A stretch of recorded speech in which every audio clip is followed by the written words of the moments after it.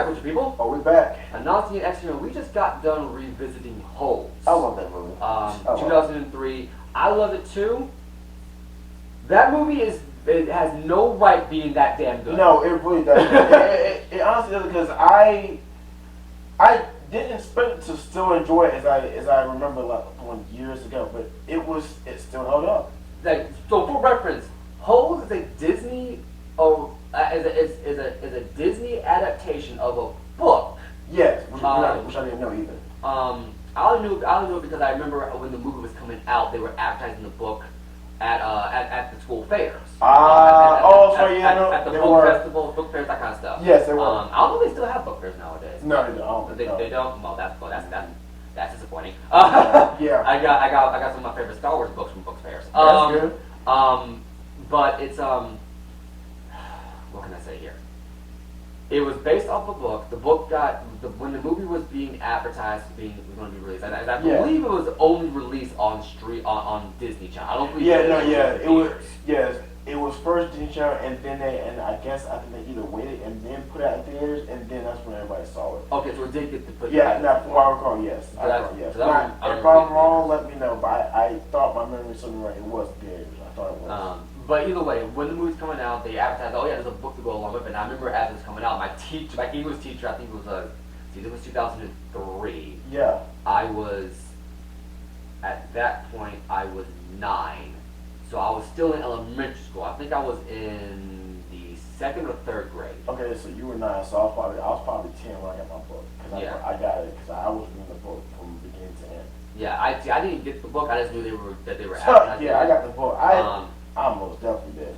And they come out like they went all out with this movie. They had did. They had a whole like music video rap with the kids that came out beforehand. Then the movie came out, and then they had a whole blitz with it, and the movie became surprisingly successful. Yeah, and it was actually like really popular too. And I don't think it's a nostalgia thing. It just is legitimately good. And it really is because again the movie's only PG, but they would put it in stuff like dealing with like racism and dealing with as far as like the young juveniles are not getting a fair trial, and then just like a corrupt justice system, essentially. Yes, and it was really good, like for what it was still. And it balances 3 plots that all converge. Okay, let's back up a little bit here. Yeah. So before we get too far forward, and before we get too into the beginning of this movie, can I just say, and I don't know if you caught it, but I definitely caught myself doing this. When the movie opened up on that song, the moment it started playing, we actually were both singing it too. I was really sitting like this on the couch watching. It opens up and he goes, digging up holes, digging. And I just kept going. And we were both singing it too. I was like, Lord Jesus, I can't. Like, it's been years since we came out, and we still know the words to it. And for reference, I hadn't seen this movie. I'm 27 right now. Yeah. The last time I saw this movie, I had to have been 12. Yeah, The fact that before the first lyric was yeah, we both knew what it was. No, this is not a joke. It literally it literally showed the scene of all of them digging holes, and then all you saw was like the instrumental part, but we heard like digging up. It was like digging up them holes, they're like, oh my God, we still remember the verse. And I was getting into it too. I was bobbing my head. Like, he was. I was too. I was like, and halfway through, I went, why am I singing this song? Yes. It's so good. The song's so good. And just like the base of the story, it's like the character Samuel Wiki, who's played by Shia LaBeouf, gets I guess you can say falsely accused. For instance, it opens up. The movie actually opens up in the titular area where they're digging a hole. Yes. One of the characters gets bit by a snake, and then that. I think his name is like puke or something like that. Barf bag. Barf bag. Yeah. And he sees a rattlesnake, and he gets. He walks towards the rattlesnake. He wants to get out. That's what we're getting at. This place is torturous. Yes. Then we cut to Shia LaBeouf's character, and he's monologuing about how he's Stanley Yelnats the Fourth, and that their family has been cursed for over 100 years. Over 100 years. And he said, as a result, misfortune follows me. and we see these shoes go flying up in the air and just knocking hits him in the back of the head. Yes. And he's just like, cool, I got shoes. Yes. And he walks down, and then suddenly the police show up. And where his first mistake with that, if you're a black kid, then what you don't do is you don't run. Yeah, the first thing he did was run. Now he ran. Then they took him back to his parents' house. Yeah. And then what was funny about that part was it was two beds in the room. Yeah. And it was Stanley Yelnats and his grandfather. Stanley Yelnats the second. Yeah, the second. And then the cop as much more no, his grandfather was more like this is what did he say? What did grandfather like this is wrong. This is wrong. You haven't read his rights. You don't have to say nothing to get a lawyer. Yeah. Because what they did was they took him back to his apartment, and they didn't even go as like, yeah, your son here did this, this, and this. They walked to his room, took pictures of his wall, and said he's guilty. Yeah. That's literally what the police did. And just because a black man in America, yeah, that's what it feels like a lot of the time. Yeah, no, like if you have a badge, no, all the time. I automatically assume that you're ready to shoot. No, no, you say all the time. It's all the time. It's all the time. But then I remember the grandma said to my mom, he told the cops, "How do you know it's not my bed?" Yeah. Yeah, and then the cops was like, and the cops asked Sam Wiki, "Which one's your bed?" He said, "Right there." Yeah. It's like you don't answer that. It's like and to be fair, in the legal system, Stanley actually doesn't have to answer that question. No, he really doesn't. Because they don't have a warrant for his arrest. And they didn't even tell him what he's accused of. No, actually, you're right. They did because they actually, like you said, they actually just walked in. Yeah. They just walked in the house like it was nothing. Yeah, and you know, once again, you know, Disney film. They're trying to. This back in the day, we're trying to like there are a few corrupt cops out there. Yes. The narrative has drastically shifted the last decade. Yeah. Oh my God! Yes. And I would say for the better, personally. But yeah. But once again, it's like they walk in without a warrant. As far as we know, Stanley isn't even told what he's accused of. No, he isn't. No, he's all like Becky. Like you said, all they did was just point to the pictures and they said, "Oh, he's guilty." That's it. And then they take him to a jury. Yes. And because the family doesn't have enough money for a lawyer, they say, "Yeah, represent yourself and tell the truth." But because the prosecution has a lawyer, they basically railroaded him into basically being guilty. Yeah. And it's either you get a year in jail. It's either 3 years in jail or 18 months jury. No, it was 18 months jury at Camp Green Lake or jail. Yeah, and he took camp. Yeah. He said, "Well, I've never been to summer camp before." Yeah, he never can. And my whole thing was like, it's like any other situation. I get that it's like, you know, the try to just be impartial or unswayed, but it's like the way that Stanley is behaving is like, do you really believe this guy was still a pair of shoes? Yeah. Exactly because I. It also didn't help that his dad had like all these shoes lined up. Yeah, exactly. But my thing is how I saw it though was like if he really was. So I know he was a fan of Sweet Feet, but what I'm saying was like if he really wanted those shoes, when did you see his dad's whole entire shoe collection in there, full of like red X's on there? Yeah. I'm just saying like it would have made more sense. Yeah. But but still like it was still how they wrote the script and everything, Yeah. right? But he just seemed so, I guess, confused and calm at the same time. Like if I was in that predicament, I'd be scared. Yeah, I'd be scared too. Because again, he's talking about like the judge told him like 18 months at Camp Green Lake or jail. And it's actually kind of a subtle commentary on how juveniles are treated in the United States. Because I think, correct me wrong, but I think Shia LaBeouf at this time, I think he was like, what, 16, 17? Yes, around that But age. he's playing like, I want to say like a 14 or 15-year-old. Yes.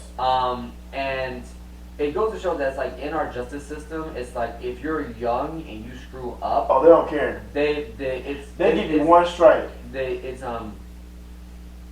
I'll get more into this at a later point, but it's like they want to try a lot of them as adults. They do. And in very few instances do they give them like a lenient sentence. Yeah, that's true. Because basically all he did was he's accused of stealing shoes. Yeah, from he an ran. orphanage, He okay? ran. That makes sense. Like, even if he stole shoes from an orphanage, that's not like a couple of months. Yeah, that's not like any crime. that's like what is it like it's I don't think it's enough to put someone in jail though. No, not that. No, absolutely not. I think that's the first time offense. Yeah, absolutely not. No. I could be wrong about that, but No, you're right about that. No, look. The way I see it is, if you would have stabbed somebody, that's different. Yeah, that's different. Like he robbed them with like a weapon. Yeah, you're going to jail for that. Yes.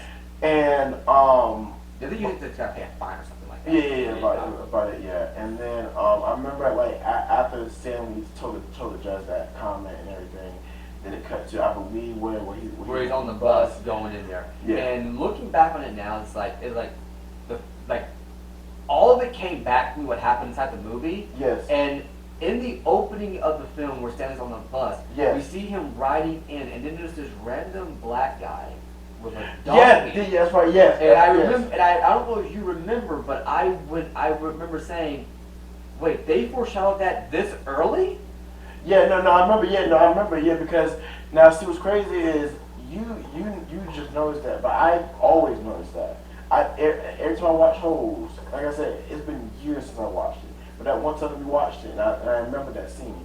I remember it came back to me. I've always remembered seeing him like in foreshadowing every time. And the thing is, I do remember seeing him the very first time I saw it. They linger on him. It's not like one of you blinking or miss a moment. They cut to him, cut back the shot, they cut to him again, and have the camera pan past like exactly. Yes. And I'm just like, wait a minute.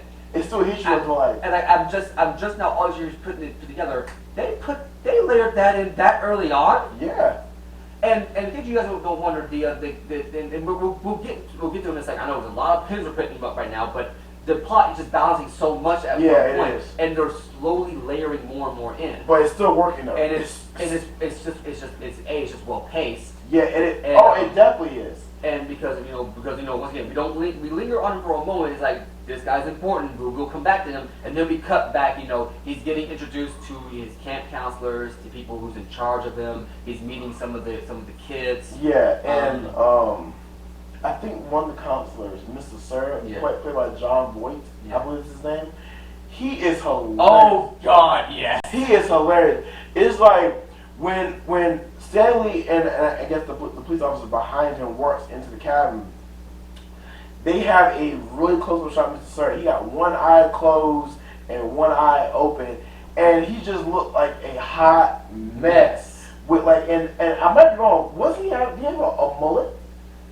Did he have a mullet on his head? I don't think he had a mullet, but I think his hair was like kind of like fluffy. Yeah, exactly. Yeah, but it was just like he was just I could be wrong, but to me he kind of like a redneck, just spitting out like sunflower seeds over there and just talking to him to my life. Oh yeah, no. Yeah. Yeah, I got that feeling immensely. Yeah. Because honestly, I thought he was a recovering drug addict. I'm not gonna lie. No, I was too. And to be fair, he had just given up smoking. No, he did. But it was eating sunflower seeds to compensate for yes, the smoking. Exactly. And what was crazy, what was funny about it was like the way that he was talking to Stanley. Yeah. Like it was just like it was like it didn't make any sense. Cause Stanley was acting like he was someone like my Stanley Eunice. Yeah. Like So what is so like tomorrow? Do you know why you here? Tomorrow? No.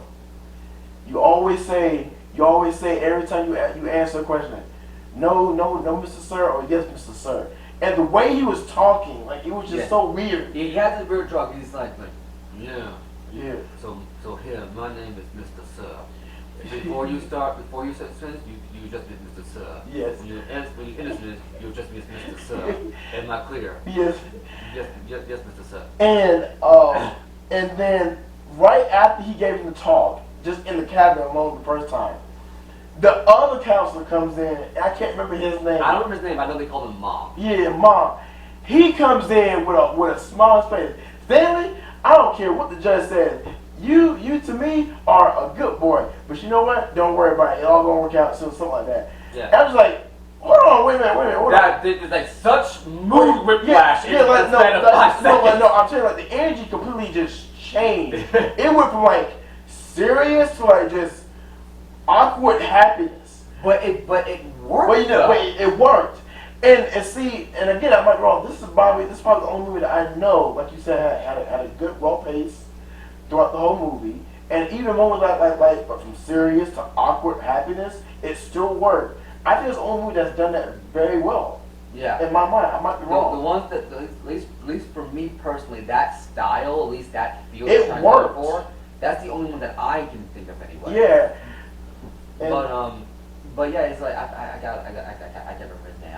I'm not. Yeah, I can't either. But after that, we get introduced to the characters, and we actually learn about how the camp works. And can I just go off on this tangent here? Yeah. They do exposition very well. They don't explain everything in depth, like why a certain thing is like this, why it's like things like this. They kind of they touch on it, give a little bit of the explanation, and go from there. It's like with the nicknames. One character, his name's Armpit, though. Yes. He's a company called Theodore by the counselor. Yeah, exactly. He's called Armpit because his armpits stink. Yeah, exactly. Yes. One guy's called X-Ray because he wears glasses. Yeah, and then the other one, and he tries to this one up. Another one is called Zero because he doesn't say anything. Yeah, he didn't say anything. And then another one's called Zigzag, and his hair is literally a zigzag. Yeah. It's zigzag, and then the other one is like squid. Yeah, squid. I forget why they call him squid. Yeah, I don't either. Like, I don't think they even explain that. Yeah, I think that's one of the few characters. Cause I watched it one of the few characters. It's one of the because I think because we get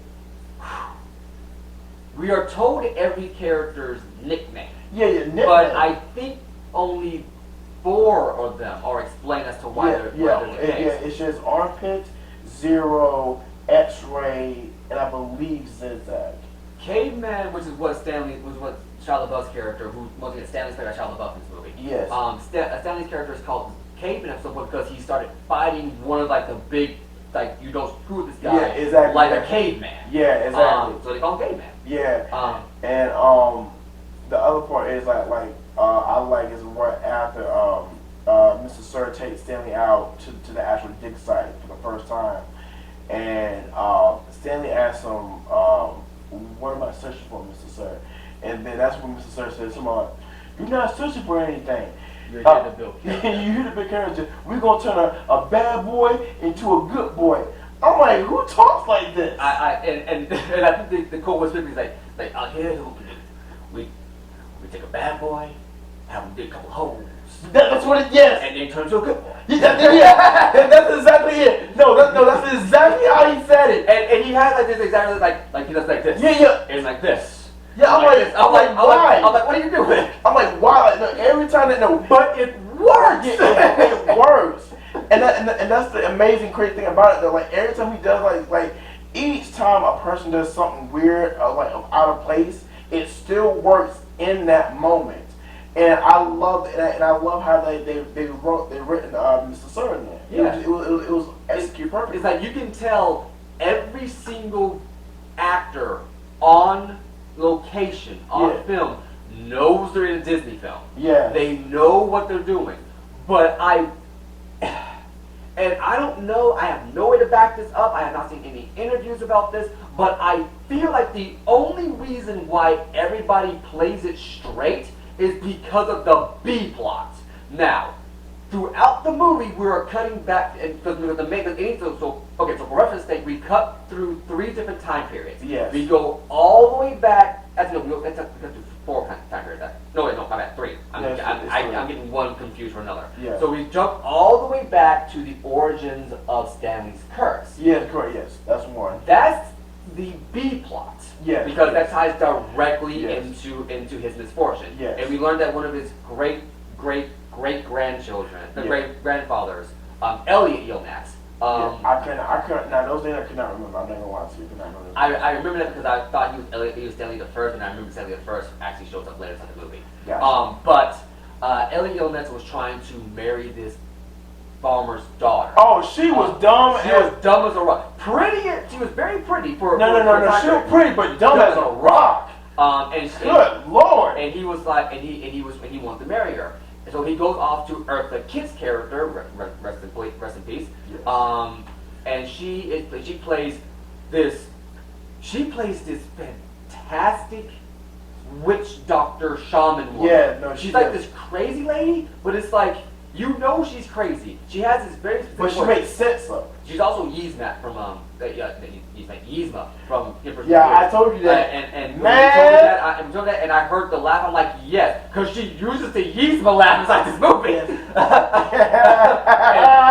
and you know she's crazy. You Yes. can tell that that something about her is just not right, but you can't help but trust her. Yeah, exactly. It's like you're drawn in by her, like you know that like something about her is just slightly off, Yes. but you know she's not going to do you wrong. Exactly, because I would say this, when I was younger, when it was that one particular shot they had of her, it was like it was sort of like a medium shot with a fish eye look, I believe, I can't remember, but when they got in close to her face, when she said to my wife's mom, but if you don't bring Madame Zeroni to the mountain, you and your family will be cursed forever. That scared the crap out of me. All I know what she's talking about is they so it's like so she basically tells them two things. One, forget this girl, go to America, meet my son, Yes. and you will be rich. Yes. But Elliot is dead set on marrying her. So she's like, okay, so what you do? You take the smallest pig, Yeah, and take him up the mountain, take him up the mountain. You will sing to him while he drinks from the river. Then you will present it, and then you will be married. But and half of me thinks she knew it was going to happen. But we'll get Yeah, that of course later. she did. We'll get that later. But it later cuts and she goes. And then after that, but after you marry her, you will then not marry her, but after you carry the pig up the mountain, she said after you give him the pig. Yes. That was the specific stipulation. Yes. Not after you marry this girl, After you give but him the after pig. you give him the pig. Yes. You will then carry me up the mountain while I drink, and then you will sing. Yes. But then she goes, but if you forget Madame Zeroni, you and your family will be cursed forever and all eternity. That scared the crap out of me. That scared the crap out of me when I was younger. I don't know what it was. It was just like either her facial expressions. I think I don't think it's her face because she's stone faced the entire Yeah, time. but I think it's the way she carries Yeah. that she stretches out Yeah. every Yeah, word. Yeah. I'm telling you, she was stretching out the words, and then also what was helping too, and what was scaring me was the sinister instrumental of composing music in the background. Yeah. That was making me uncomfortable. I was like, yo, she is crazy. And then she just started cackling. Yes, yes. But man, like he said, like that girl that Stellan Unit's great grandfather wanted to marry, she was really dumb. Like when I tell you, she was really dumb as a rock, dumb as a rock. Yeah. She literally that part like so he took the pig up to the mountain, singing to him every single day was a big huge pig. Yes.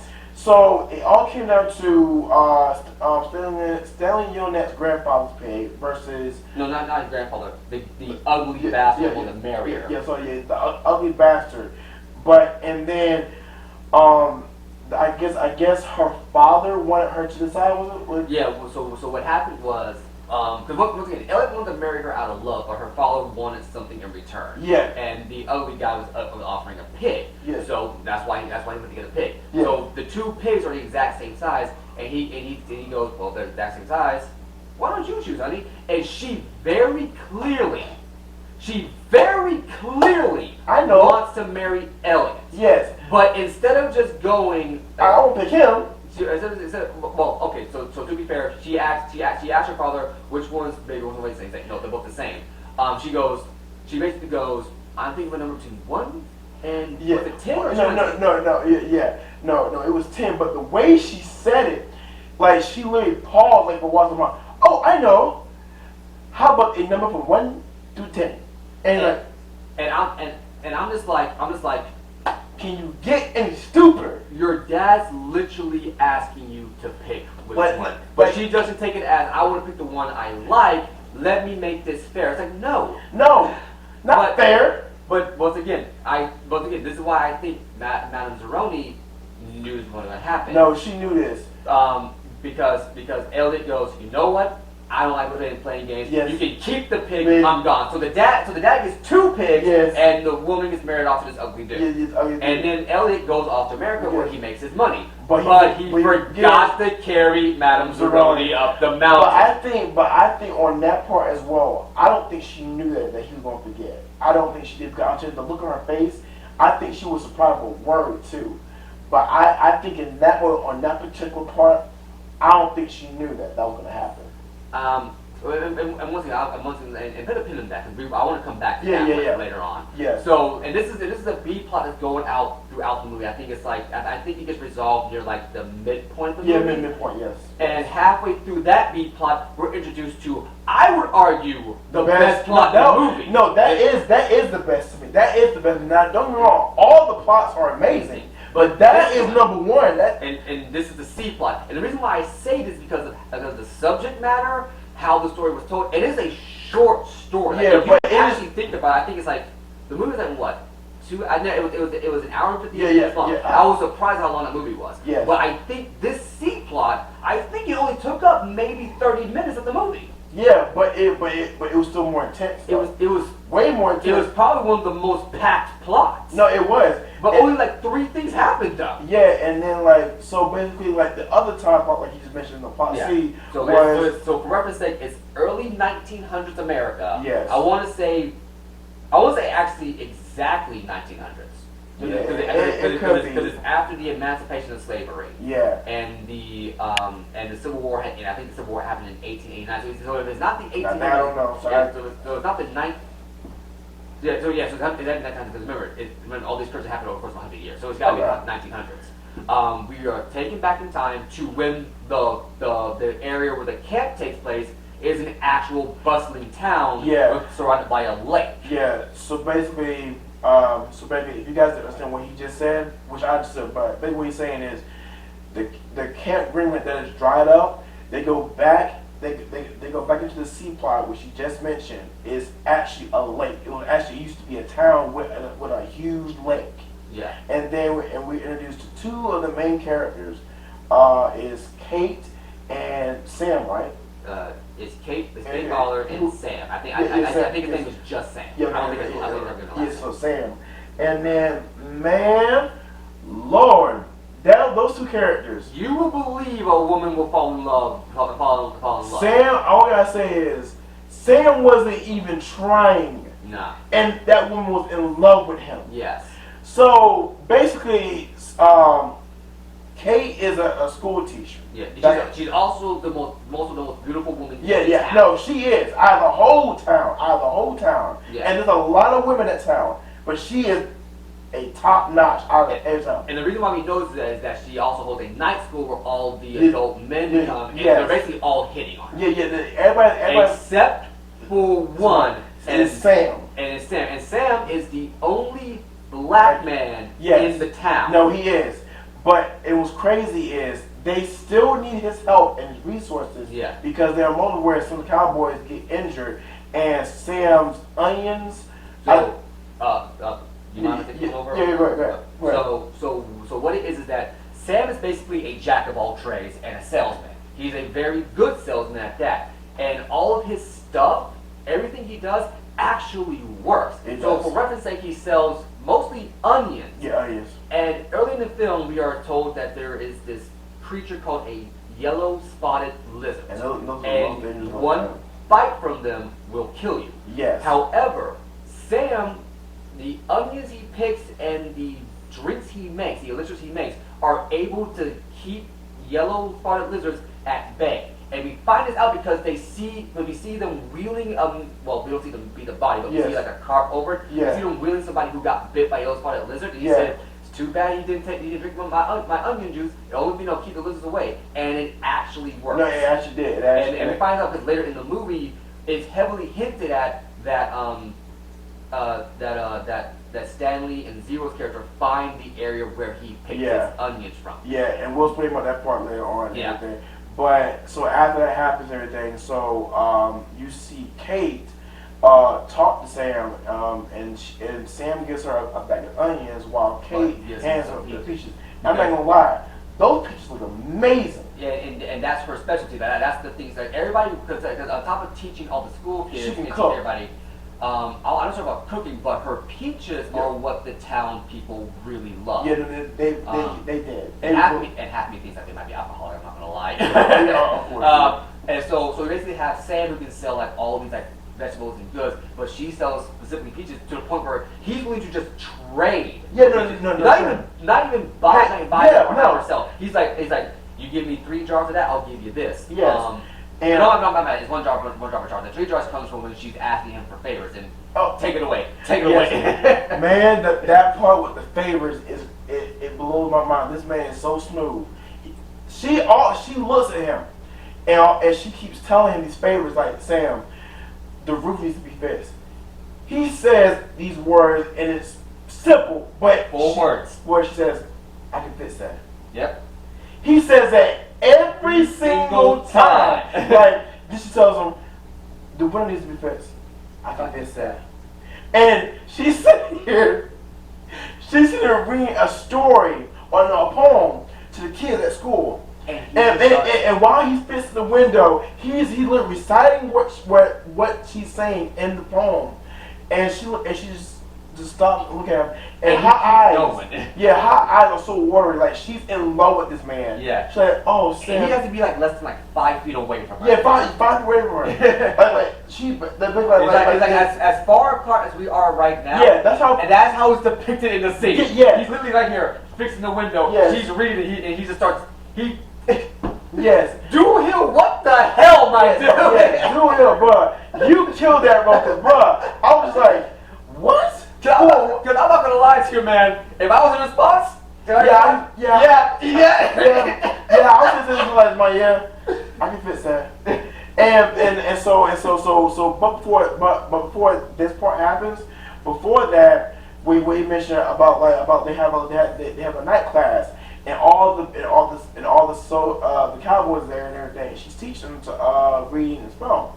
So one of the men whose daddy owns the lake, he ends up being really petty and like his mom. Well, the duck may swim in the lake, but my daddy owns the lake. Yeah. And so and for reference sake, that's not Zay trying to make a crack at. No. I'm being legit serious. He's legitimately in the movie the son of the owner guy who owns the lake. Yeah, he's talking like that. This is 2003, so this is before we've gotten a better, more accepting understanding of how mental conditions are. Yeah. But in order to convey that he's rocking stupid. Yes. He's depicted as being mentally impaired. No, he really is, and but it was just crazy because like after that happened, she had this disgusting look on her face. Yeah. Where she did not even want to see him or want to talk to him. Yeah. Because, so I was gonna say because like he was trying to impress her in front of the guy, but she was not even looking at him at all. Because he's very much. Because you can tell who this character is because he has a gold case. Yeah. And he has that gold tooth every time you see him. Every time. But what he's doing is he's trying to say, I own the lake, you should marry me. Yeah, exactly. But she's having none of it. So at this point in the film, she has asked 3 favors of Sam. Favor number 1 was the roof is leaking. You mind fixing it? And he said, "I'll fix it I can fix that, but you give me 3 peaches." Yes. And then after that, she said, "The window." The window. I forget what the context was when she asked that question, but I think it was still on the roof. No. It was like he was on the roof first, and then she said like the windows are sort of like creaking a little bit. Yeah, and then he fixed it. Yeah, he fixed it. And then after he gets uncoordinated, you see her falling for this man, but instead of her going like, I love you or like trying to flirt back, her flirting is, the door doesn't close, right? But this is how smooth Sam is though. He just smiles, says, I can fix that. And then he's in the school fixing the door at this time. So he's fixing it while the men are acting up because they're all very clearly drunk. They're not there to read or learn. They're there to hit on this woman. And because the guy owns the lake, he feels like he has the best chance. But she tells him no. And he's like, what? I don't know exact words, but he said no woman has ever told me no. And she said, he said, well, I think I just did. Yeah. Yeah. And then he walks out disgusted, but for a split second, now this is a white cowboy, he looks at Sam and then looks at her. Yeah. And walks out because he knows something's up. Yeah. So and then that's when like all the scenes of like her asking Sam these favors. So the very last part, like the very last favor she asks is one night it's raining, and I guess it's leaking. From the roof. No, it's not leaking. What's actually going on is that She's she's crying crying. from the story. Yeah. Is either she's crying from the story in the book, or she's crying for something Yeah, else. I don't know what. yeah, I don't. yeah. I gotta watch it again. Which I'm not gonna lie, I have no problem watching that movie again. Me either. Yeah. But she's crying, and he's just in the school, and he just goes. She doesn't even say No, anything. He just goes. no, I can fix that. But he actually walks up to her, grabs her hands, and not even saying for a second, but then she looks up, and that's when he says, "I can fix that." And that's when they kiss. That's when the owner walks through and he sees. Yeah, on his horse, like he's on his horse in the rain. He sees like kissing her, like this one, and then he get like he didn't say anything. All he said like, "Come on, let's go, let's get out of here." And keep in context, this is 1900s America. Yes. A black man is not allowed to so much as look at a white woman. Yeah, he can't kiss her, can't look at her. Now, but if a white woman kisses him, that's fine, but he can't kiss her. Which is a catch-22 because no matter what happens, he's screwed. Yeah, exactly. And so now I can't remember how the order went. So after that happened, then they cut back to they cut back to the camp. Yeah, cut back to the camp. It's a 15-second scene, and I think I forget the context, but I want to say this was after Zero runs away. So we also know some stuff with the main stuff. We'll get back in a second. But it's like a 15-second scene. Shaw's character's running and Zero could possibly still be alive. Then we cut back.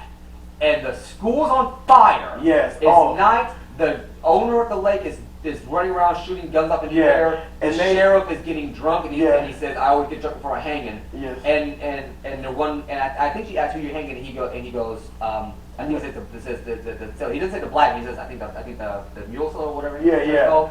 And then she goes, well, if you're going to hang him, you might as well hang me. Yeah. And that's when he says, it's not illegal for you to kiss him. Yeah. It's illegal for him to kiss you. Because she goes, I kissed him back. Yeah, exactly. She basically says, I love this man, you better leave him alone. Yeah, exactly. And he's like, I don't care. Yeah, I don't he care. dies because he kissed you. Yeah, and so afterwards, like, we see her running out, I guess, towards the lake. And so, and within the same moment, it cuts to Sam just rolling his boat. And then it cuts to a wide shot of the owner and his new steamboat. Yeah, his steamboat. And you see, and Kate is more like, Sam! And they don't cut away. No, they actually show them raise the rifle. Yeah, and hear the shot go off. You see oh, they don't cut away at all. No, and he just falls yes. back. I was like, no, I'm telling you.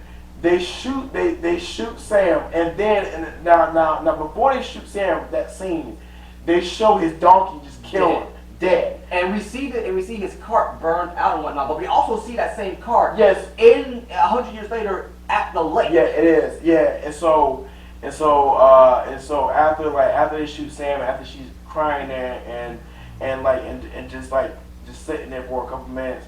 They cut back to the present, and I believe that's when X-Ray pops up and tells Stanley, "Hey, if you find anything, you give it to me." You hear me? I want to say so. Yeah, I want to say that's the case. Yeah, because the camera has literally pointing at K-Man's face, and then not K-Man, X-Ray, and X-Ray tells Stanley, "If you find anything, you give it to me." You hear me? Yeah. And then, man, what happens? I can't remember. I can't remember the exact order. What happens after it cuts back is a few years later. That's right. And Kate at this point, she's savage. She does not care. No, she don't care. Because earlier in the movie, before that happens, is rumored about a notorious bandit called Kissing Kate Barlow. And when we find out that her name's Kate Barlow inside the movie, we find out her name's Kate Barlow when she introduced as the school teacher. Yeah, but by this point, I'm sure you probably forgotten that plot was even a plot point. Yeah. No, and then what happens is Sam finds her lipstick. Yeah, her lipstick. It says KB on it. And they don't know exactly what it stands for yet. Yes. And then we cut to her. She's dressed up nice. All red. She walks into the sheriff's office. And she tells the sheriff, "You want to kiss now?" And all you hear is gunshot, and then she kisses him after. Walk out, grabs the horse, and as savage as ever, just like rise off. Yeah, rise off. Just rise off. And not even that you hear a gunshot. She literally leans in, pulls back, and shoots him. Yeah, pull and shoot him. Like you see that the split second was like, oh, she's about to kill me. And Yeah. she shoots him dead. Yeah, no, and what's even crazy? So when that moment happens, when that point happens in the past, then it comes back to the present, and I believe Sigourney Weaver. This is when Sigourney Weaver's character shows. I gotta say, Sigourney Weaver She steals the show. Yeah, I gotta say two things. Yes, one, she steals the show, and two, good lord, she looks good for her age. Yeah. She looks good for her age. But yeah, she steals the show because the way she plays the warden. I have, and for reference, I've only ever seen Sigourney Weaver play Ellen Ripley in Alien. I've seen her play in other shows and movies. I told him about she was in she was playing sort of the villain in the Marvel show The Defenders. That wasn't her best work, but she still cared for her character particularly. But I've seen other movies. She does an incredible job. Yeah, but when you told me it was Sigourney Weaver, I didn't believe because once again her hair's dyed. I'm not sure. I don't think I think it's a natural hair color, but she's like kind of like this red brunette kind of but thing. But the way she was dressed, he would never figure that. Yeah. But I remember Sigourney Weaver. I remember Sigourney Weaver. Because I remember her character too. Her character was a massive presence. Because remember, she's not like this. Sigourney Weaver, like physically speaking, she's not like this imposing figure. No. But you can kind of feel the energy yeah, suck into her because when she's on screen. And whenever like whether she comes into the mess hall, the site, or whatever, like you said, you can feel that energy completely just change. And the way she's talking is so calm.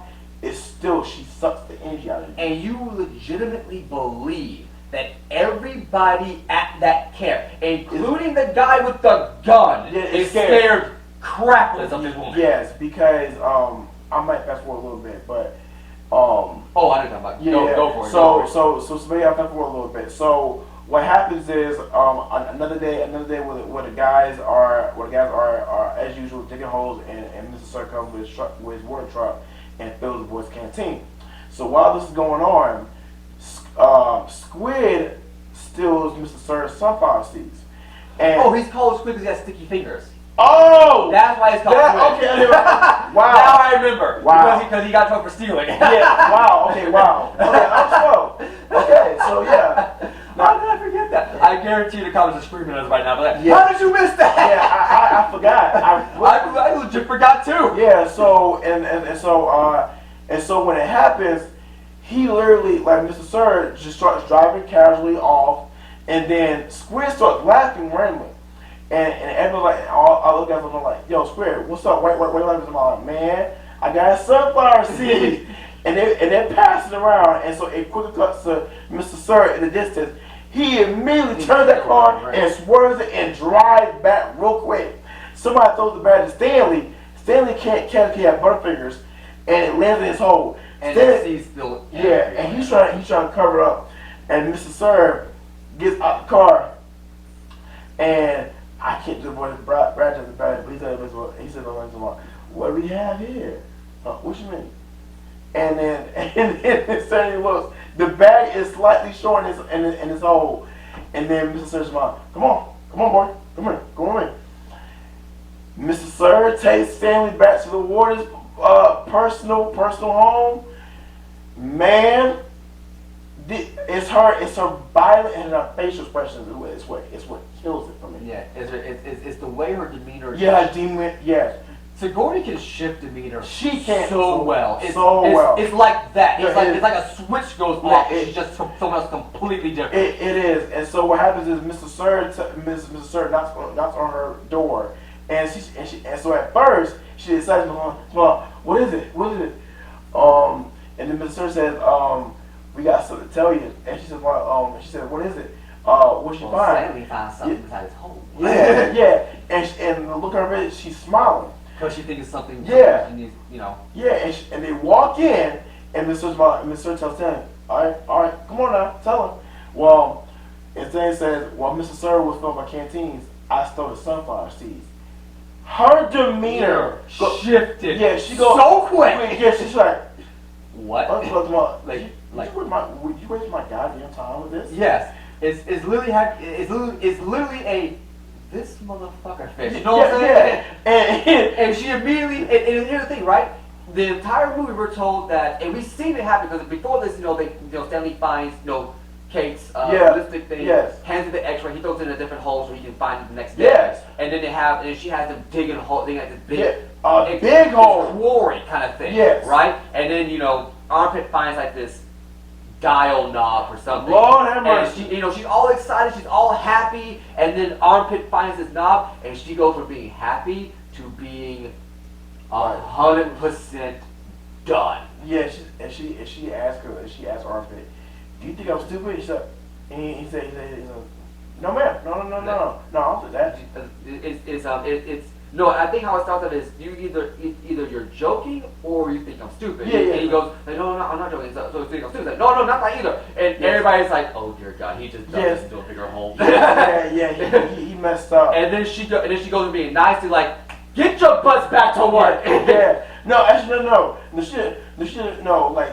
Does she call them like jackasses? Yeah, after that she said it's like, come on guys, surrounded by a bunch of I think it's like a bunch of jackasses, and he's like, now I'm surrounded by a bunch of cow turds. Yeah, and I'm just like, and here's the thing is here's the thing, right? You can tell that the warden who's upbeat and happy is probably who Sigourney Weaver is by default. Yeah, exactly. Yes. But very clearly, she shifted into Ellen Ripley. Yeah, exactly. When it's like she just goes back and forth. Yeah. So when we get to the cabin after the scene, after we see the one instance of her being like, you don't mess with this woman. She tells Stanley, like the way she just goes like, Stanley, can you get that nail polish at the top right here off the corner? It's on that basket. Yeah. In that moment. Like you can tell she's quiet. And not even that she's quiet, it's that you can tell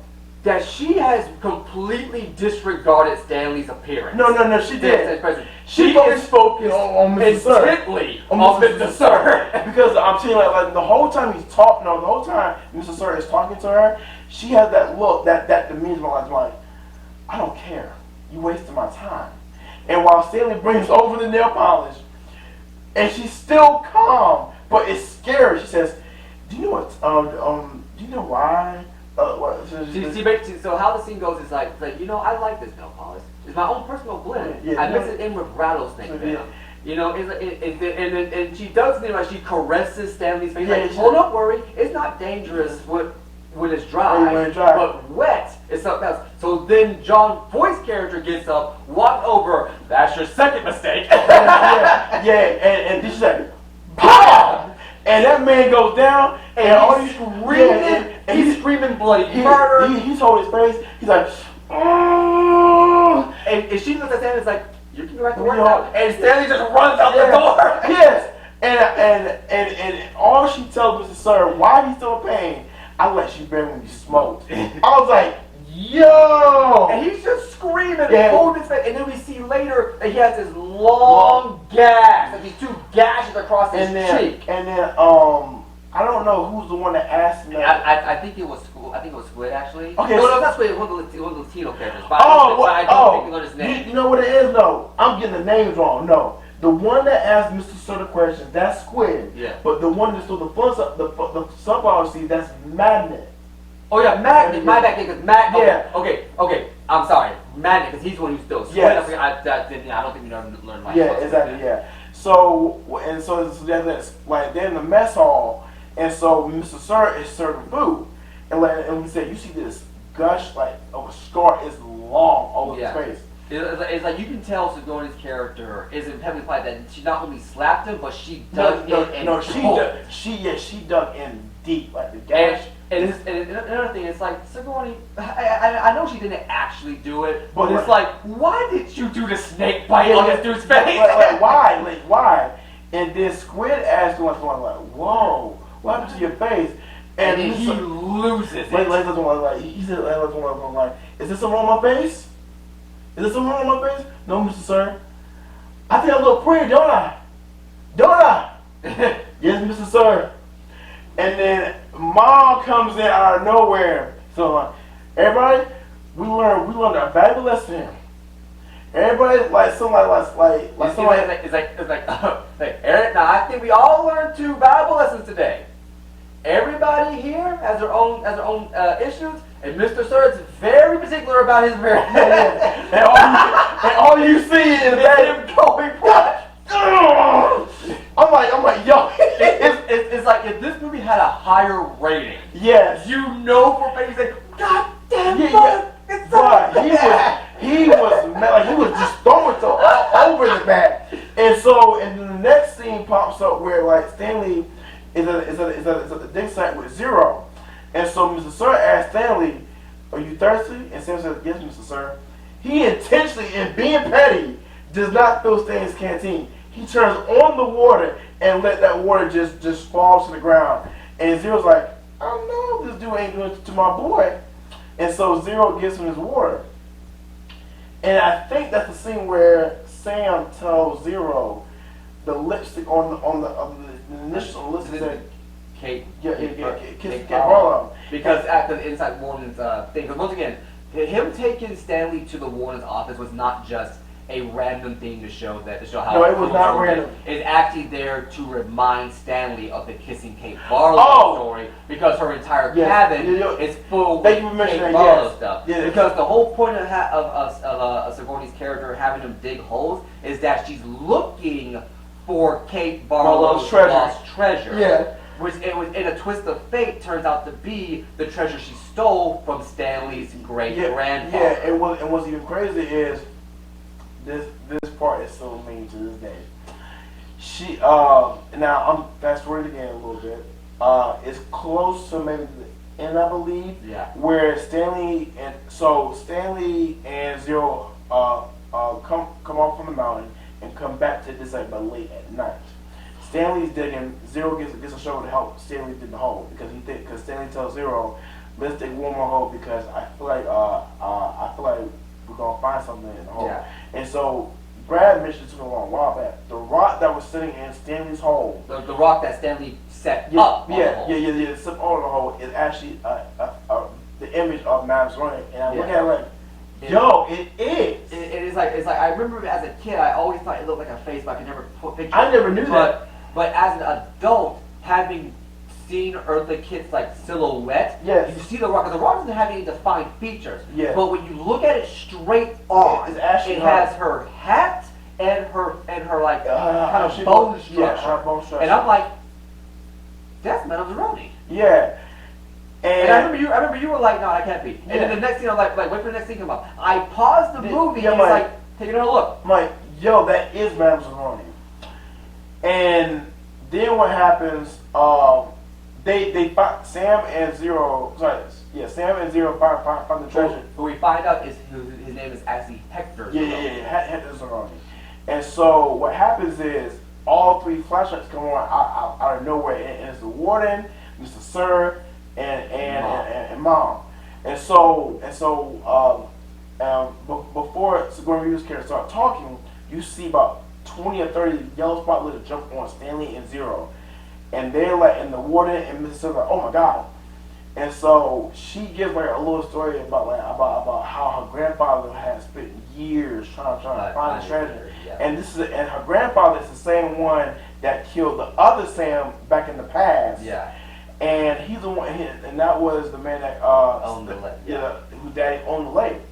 But the part that I was talking about was when she go back and mention how like she her grandfather made her dig holes even on Christmas.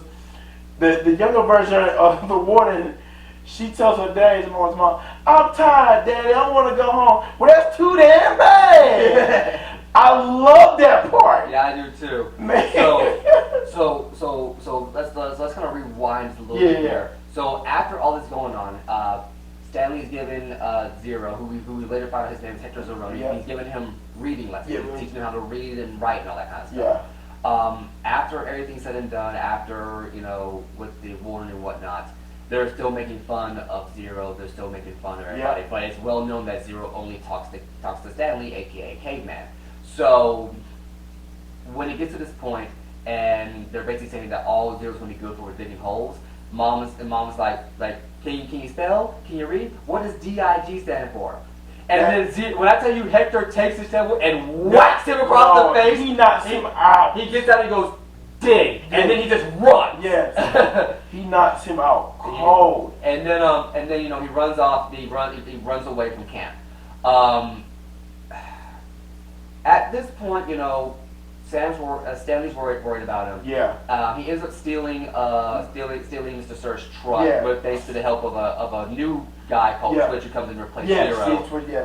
He ends up running the truck into a hole. Yeah. And once again, Mr. Surge's cussing up the storm. Stanley runs off again. Yes. Once again, he runs away. Yes. They find Zero, and Zero is lying under the Mary Lou, Sam's old boat, and then we get a flashback, and this is where we get, this is where the conclusion of this C plot happens.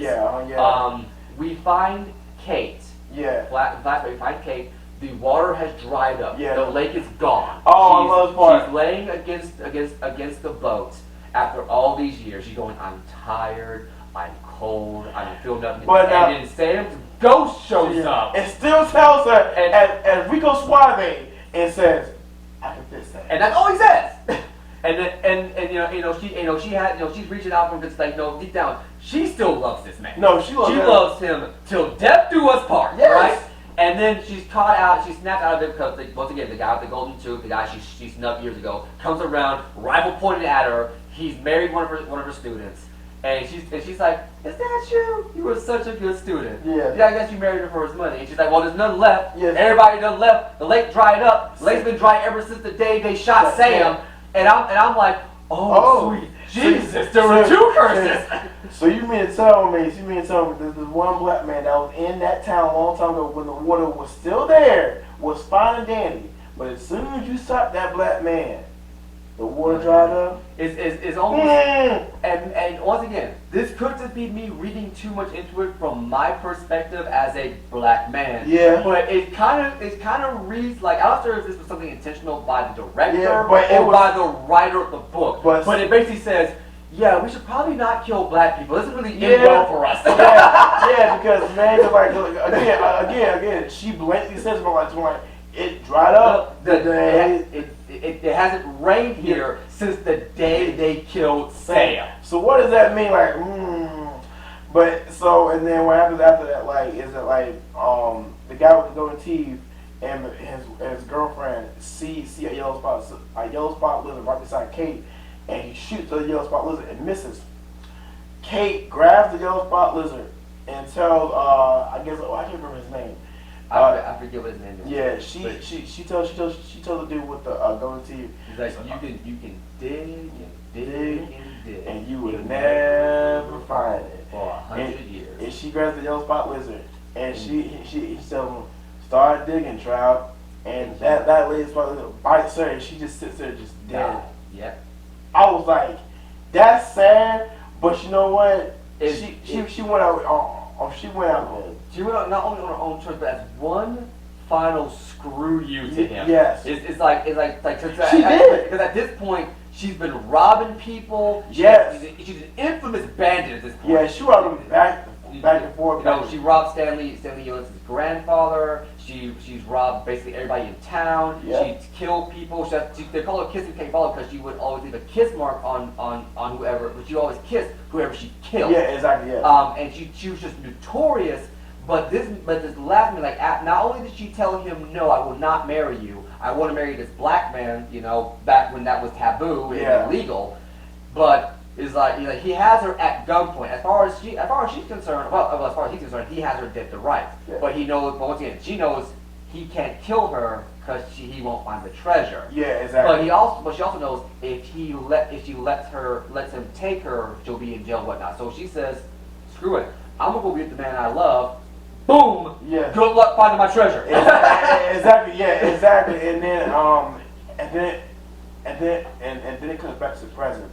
And so Stanley and Zero are still in the hole with the yellow spot lizard. Now, I'm young. I was young when I saw this. I was like, yo, that is scary. Yeah. Like they just know, like literally, they're sitting in the hole. They've been in that hole for more than 10 hours. It had to have been at least 12 hours. At least an hour. Yeah. And they're just sitting like, no, they're just sitting in the hole, and the lizard just crawling on them, and they're not even touching them. And before we get to that, I need to mention, you know, after, you know, Hector tells him that his name is Remy. Yeah. Stanley actually, they end up going to God's Thumb, where he, you know, where it's rumored that his grandfather went after he was robbed by Kate. They go to the top. They find the onions that Sam picked all those years ago.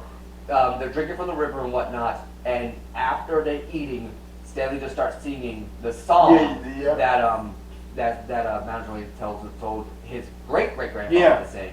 And then you know, he starts saying, I feel lucky. They go back, and then, as he said, they're digging, they find the crate inside the hole, pulls it out, yells about lizards, take it away.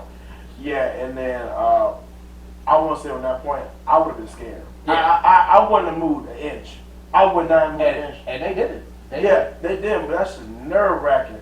But yeah, so after all this going on, they're still in the hole, and I guess Stanley's not your lawyer comes by the second time because the first time they ended up finding out that he was innocent. Yeah, and it was like the scene after he's singing to Hector, where his dad finds the cure for stinky feet. Yeah. That's why he would have shoes. Yeah, which turned out in some ironic twist to be peaches and onions. Yeah, exactly. Which, if you paid attention in the movie, yes, peaches are Kate, onions are Sam. It's almost like if you had let these two be together, it would have been fine and dandy. Exactly. And so when the peaches and onions actually fall into like his Stanley Jonas dad's shoe stuff, they smell nothing, and then they get rich off that. Yeah. So that happens, and then back to when Stanley and Hector on the mountain. That's when Hector tells Stanley it was his fault that he's here. Yeah, because it turns out Hector stole the shoes. Yeah, and then they go to a backstory, and they're like, and it was actually sad to hear that story because he was just saying like he was homeless, like he saw the shoes. Like, and it wasn't that he was homeless, it's that his mom would leave him at the park every day. Yeah. No, but they both were homeless. Yeah. And then she would go try to find work, and one day she just didn't come back. Yeah, she didn't come back. We never found out what happened to get those two separated though. No, we didn't know that at some point they split and they just kind of lost track of each other. Yeah, exactly. And then when Zero is explaining the story at the very end, that's when Stanley starts laughing, and that's when Brad said. That's when Stanley says, I feel lucky. Yeah. And so they go back to the hole. The hole that has the rock that looks like Madame Serrani. Yeah. They go back to that same hole, and that's when they found the treasure with the yellow spot lizards. And again with the lawyer coming the second time, she pulls up and everything, and then they come to the hole. They come to the hole along with the water and Mr. Sir and Mom. And so the water accuses Stanley and Zero of stealing her treasure, supposedly. Yeah. And so Stanley and G smell like what? That's a lie. And he's climbing out of the hole with the yellow fellas on top of him. The yellow fellas ain't even biting him, nothing. They just jump off him, and he just come out. They both do not harmed. I'm like, yo, that was actually pretty cheap. And not to mention, this doesn't come out of nowhere. We are told at the beginning of the movie that Sam was able to stop Woods from coming near him due to onions. And once again, and that's why I make the connection that area is where Sam picked his onions from. Because like, let me tell you, when they were on the Thumb Mountain, they ate a lot of onions. Like, if I had to guess, like maybe about 30 or 35 of them, because it was like a whole pile just gone. So when it got out, they were fine. And then the water and Hector and she was telling Hector, "Tomorrow, it's mine. It belongs to me." And Hector comes to mind. It had his name on it. You see, Stan Lee Yell Nets. So those reading lessons came in handy. Thank you, Sammy Wiki. Oh no, that's Sammy Wiki. Sammy Nets. Daniel's the fourth. Yeah, the fourth. And then Mom said, he can't read. Like, no, he clearly said his name right there. Yeah. And even if you couldn't read, the fact that there's a name on there now and literally said it. Stanley Yelnats right there. And so at the very end, Stanley and Zero end up leaving. But I love this part with Armpit and Stanley.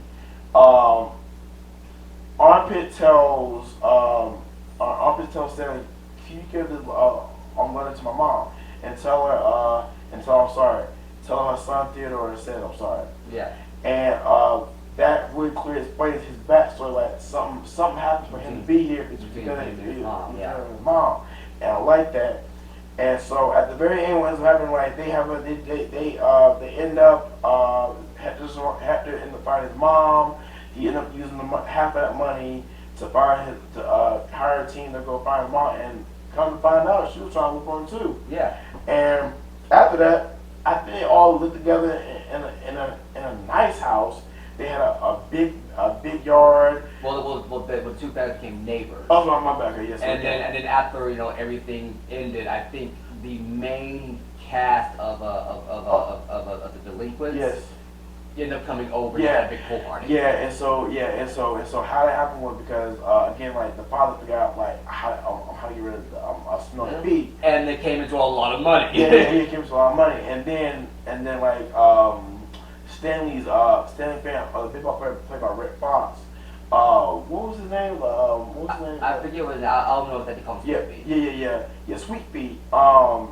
Sweet Pea actually became friends with Stanley at the very end because after it turned out he was clear. Yeah, after it's clear and everything, but and then after that, that's when it ended, and then the credits all pops up in the song D10. Yeah. To get those holes, and then that was it. It's just that movie is such an incredible movie. I was like, it never ceases to amaze me on how well done that movie is. And not to mention we were kind of all over the place explaining stuff because this movie is honestly one of those movies that is honestly more complicated than it really needs to be. Yeah. But it works.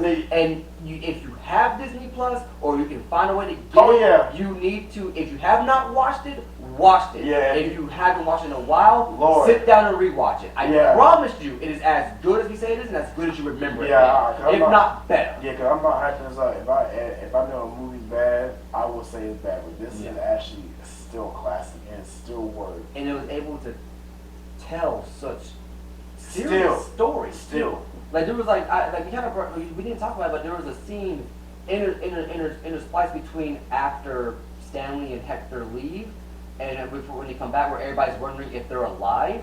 And and how it starts off is one person says, "Yeah, I made a toothbrush drill," and the other guy goes, "Yeah, and maybe my mom will stop drinking, my dad will come home." And I'm like, "Wait a minute, this is a Disney movie." I'm like, what? Hold on a minute. Your parents were in that much of a rut that they were drinking. And that basically explains why he's there. He basically had a twisted home life. He probably either abused or he was drinking himself. Yeah.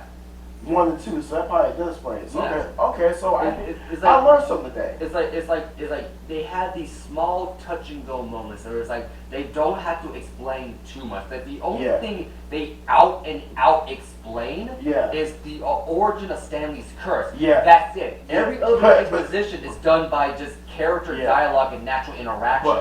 But again, like back to what Brad said, it still had like 3 different plots, but they were all under one umbrella and still connected still. Yeah, and I think it helped that they were all concentrated. Oh yeah, they were. They didn't try to tie everything back there, because really the only thing that Sam's plot that Sam and Kate's plot have in common with the A plot is that Kissing Kate was an infamous character that's written in the backstory.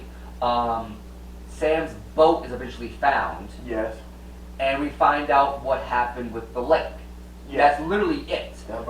His story legitimately does not have much to do with Stanley. The most impact is that Kate stole from his grandfather. Yeah. Oh, but I will say it is sort of impactful because actually he himself took Hector's Zeroni.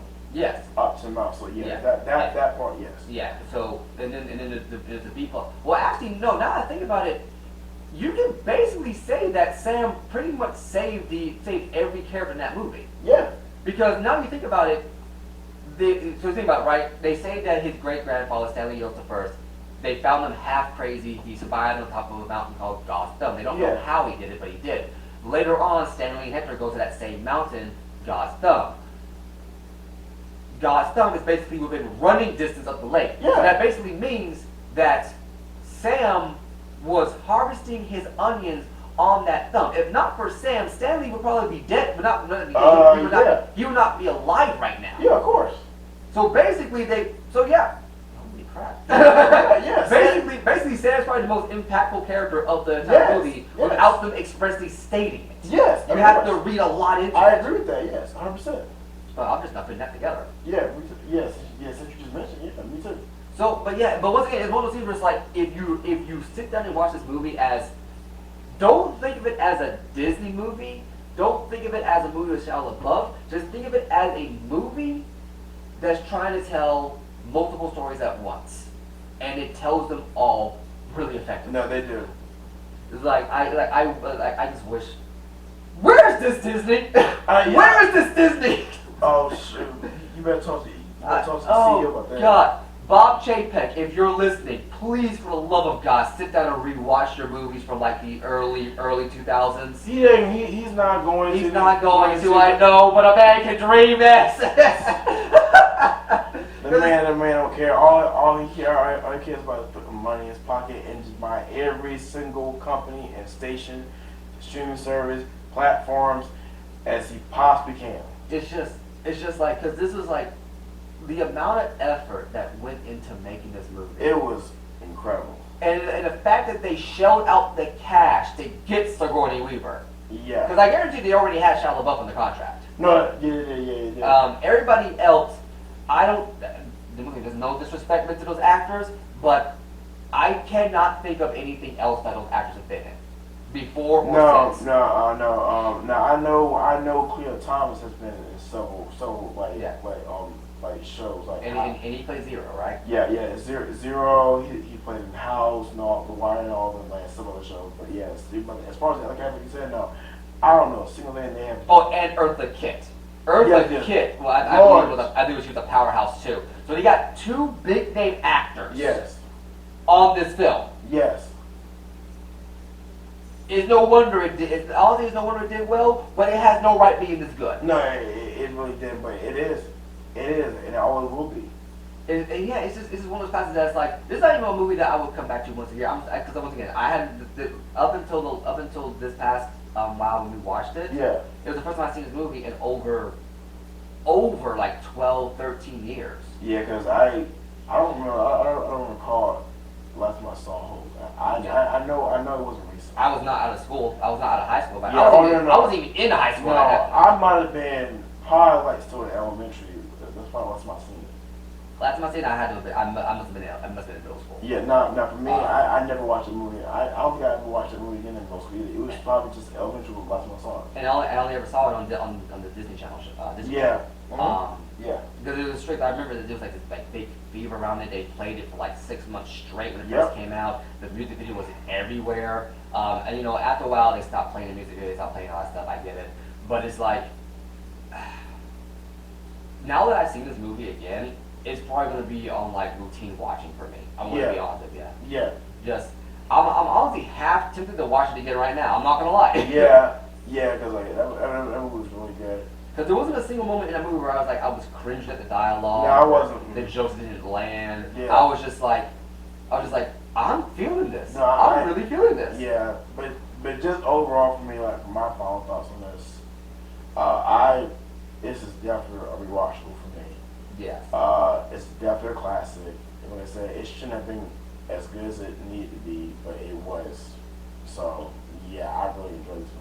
I would not be surprised with that. It is my final thoughts too. I would not be surprised if I'm sitting here 80-something years old with my great grandkids and we're sitting down and watch this movie and I'm still having I can see that. Like I'm sitting here like half my teeth missing. I got a cane in my hand, Yeah. probably missing a leg. It's like hey kids, I got something to show you real quick. Yeah. To pop on this real quick. And then it's going to be in the background. The kids will be sitting there, all going to hear in the background going, you're going to go, oh shit. I can see that. I can definitely see that. I I could definitely see You'll be that. like, Grandpa, what you doing? He's like, I'm digging up them holes. Oh, I can see that. I can definitely see that. Yeah. Oh man. But yeah, we're going to call it here for today. But yeah, if you once again watch this movie, Yes, you please. you owe it to yourself to sit down and watch this movie. Yeah, if you haven't seen it, please go watch it. Please go watch it. Jesus. Anyway, after the Nazi, Yeah. the next is the silver screening, and we'll catch you around. Peace.